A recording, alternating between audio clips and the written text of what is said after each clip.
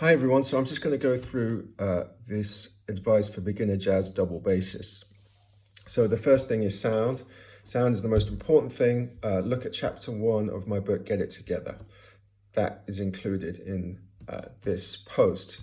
The next thing is scales and basic fingerings. Learn the basic positions and scales. The book I like for this is the Samandel New Method for the Double Bass, Volume 1. It's a red book. It will also help with your reading, and also use the bow when you can to hear your intonation. It is extremely important that you know your scales and basic arpeggios. All bass lines and solos are built from these structures. The Ray Brown bass method is also great for this. This is the Samandel book I recommend. Now there is the Rabath method, which is different fingering, but I think Samandel is great, especially to get familiar with those half positions and those lower positions. Now, the first thing with a jazz bass player to learn is a blues, and I recommend learning an F blues because it's down there, use those notes. So learn by memory a few choruses of an F blues, walking and two feel. Make sure you get some two feel. Two feel is very important and very difficult. Now, there is an example of a blues in my book, Get It Together, but I would rather you transcribe using your ears and not looking at a book. So use your ears to transcribe the notes rather than read from a book. Ear training is very important. You should be able to pick out pitches and intervals comfortably. Take as long as you need. Your eyes, looking at something, get in the way of how your ears can potentially embrace music. And sing the pitches. So use your ears. Transcribing, transcription recommendations. Obviously, always listen to real recordings and not just some teacher clip on YouTube. I haven't put this up yet, but it might be there. I've given you some recommendations. You can see them. An F blues, Percy Heath on Bag's Groove. Transcribe the two feel and walking. Percy does play some shorter notes. Again, I like you to play long, consistent, even notes and ignore those short notes. You need to be in control of when you play short notes, and you should start by playing long and long tones, as long and consistent sound as possible. Walking from Miles Davis is also a great, there's some great walking bass lines on Walking, the Miles Davis version. The first Miles Davis version, there's a few, the early ones from the album Walking. Sorry, long-winded. Ray Brown, I was trying to find a Ray Brown blues on F, and I found one, him playing on Au Revoir from the Cannibal Adderley and the Pole Winners. That is some good Ray Brown. Again, he's on top of the beat there, very pushy, but he just plays such immaculate lines. Now, Paul Chambers, I found a few blueses which were called Blues Blue, which is Sonny Clark, a great piano player. Check out Sonny Clark. He plays some great lines on that. It's kind of a shuffly feel, and it's Art Blakey on drums. Cool Strutting from the Sonny Clark record, Cool Strutting, is another kind of slow blues like Bag's Groove, and there's a lot of triplety things there in the two feels, so it might be more difficult for you for beginners, but that's another good blues with Paul Chambers. Blue Spring Shuffle is starts with Paul Chambers on bass, but the trumpet comes in a bit sharp, but that's a great one. He plays a couple of choruses up front, I think. Then the more difficult ones is Straight No Chaser from the Miles Davis at Newport, 1958. That's some great walking bass lines and great soloing from Paul Chambers. And then there's also No Blues, which from Miles Davis at the Black Hawk. That's a great some great PC on there. So you might want to start with the Percy Heath ones. Oh, I also put Milt Hinton, which is recommended by one of you, Alex, I think. Milt Hinton on Branford's album. This is a more recent thing from 1989. I think he plays just some great, clear walking bass lines with Jeff Watts on drums. So Housed from Edward, Milt Hinton. Yeah, obviously he's one of the older greats. Now, so once you've got your F blues together, I recommend you doing slow B-flat blueses. I've been listening to a lot of blues, and a lot of the slow blues are in B-flat.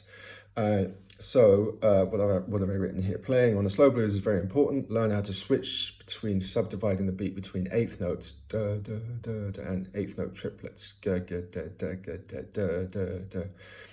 So I vocalized this with da, ga, da, or if you want to get into it deeply, check out the Indian conical method, takidimi, taka, all that stuff.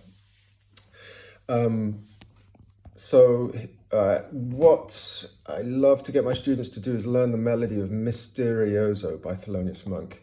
Play the melody on the bass. It's actually quite difficult and a good exercise. And then use this melody to help you transition between that double time feel and the regular time. Sing the melody while playing a slow B-flat blues. So this is a great one for basically switching between that eighth notes and eighth note triplets in your head. And I recommend learning it from the Sonny Rollins version, Misterioso, which is Sonny Rollins Volume 2. It's got Paul Chambers on bass. That's a good version to learn that from. So that's the second thing. So we've got F blues and so B-flat blues, and then transposing.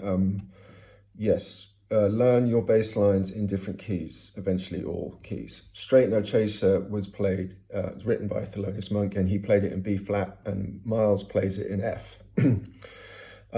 Maybe learn the melody of Straight No Chaser in all different keys, so you can do that. And then I've just put playlists. You can just look at them. I'm not going to go through everything, but I've just come up with a few B-flat blueses.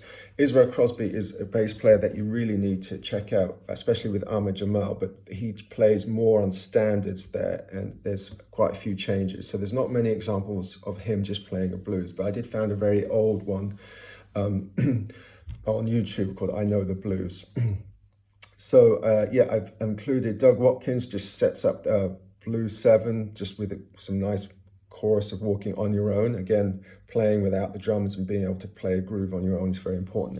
And that's a good example of just the bass setting up the tune on its own. More Paul Chambers, just immaculate, amazing playing. Now, Larry Gales, I put Straight No Chaser, Monk live at the IT Club. There's a great walking bass solo by Larry Gales, who's one of my favorite bass players. I like him more for his feel and his skip notes. It's just funky. So if you're looking to get that skip funkiness into your playing, check out Larry Gales. I am going through these, sorry. Steve Davis is on Blues to Bechet, which is on Coltrane Plays the Blues. Again, this is a great album for slow blueses with Elvin on drums. So that's interesting. So there's a couple more there. Then I just put some different keys blues, just to let you know. You can check them out. I do like the D-flat blues as a sort of real benchmark of playing something in D-flat. It's quite hard. And my favorite is the George Duvivier bass playing on Things Ain't What They Used to Be, from A Portrait of Duke Ellington by Dizzy Gillespie and his orchestra or something. It's just a great slow blues, and you can really hear that drum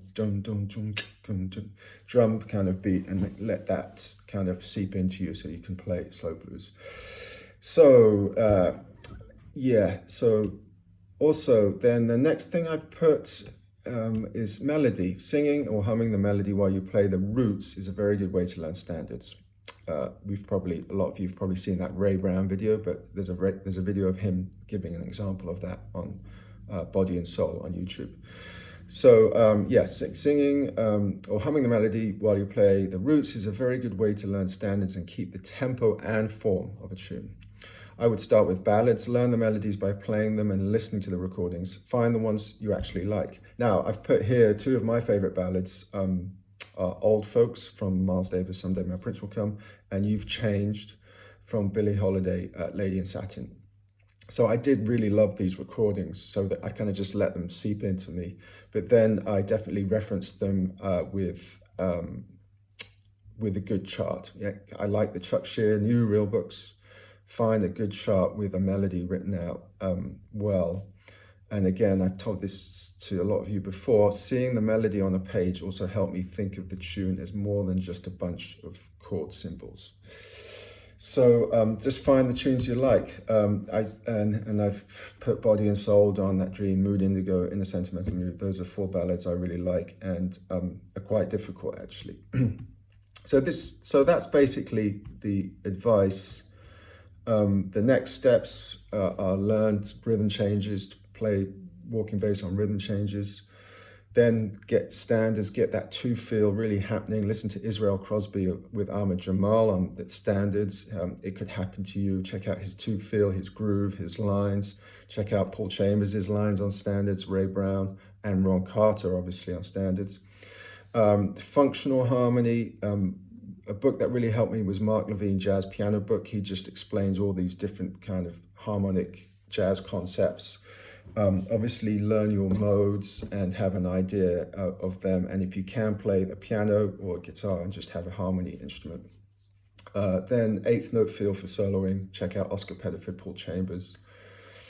So the final thing is I've put is obvious, but it always needs to be said, is be a bass player first. Soloing is a small part of your job. Play with people as much as possible. Play along to recordings, not machines, as much as possible. Practice with and without the metronome. Get used to it on 2 and 4, but don't accent 2 and 4. If you are using an app, I like the Drum Genius for swing and pocket practice. You rely on your ears when you can and make an idiot of yourself, and don't be embarrassed, like learning tunes by ear and just picking them up like that.